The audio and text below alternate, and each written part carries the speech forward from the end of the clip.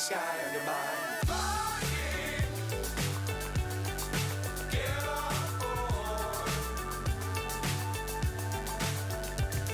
We're smiling. If you love cheesecakes as much as I do, you've got to try this. Let's make Eggless blueberry cheesecake. For the base, combine crushed biscuits with melted butter and then press this mixture down into the bottom of a 6-inch pan. This goes into the fridge. For the filling, combine cream cheese with condensed milk, some fresh cream along with corn flour, some lemon zest which is optional, and vanilla extract.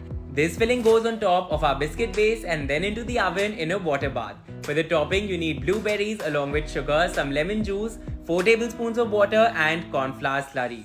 Once the blueberries break down and the topping is thick, put it onto our baked and cooled cheesecake before you slice it and dig in.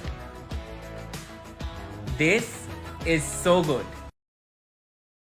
If you find this valuable, please like the video and subscribe to our channel. It would mean so much. Thank you so much for watching.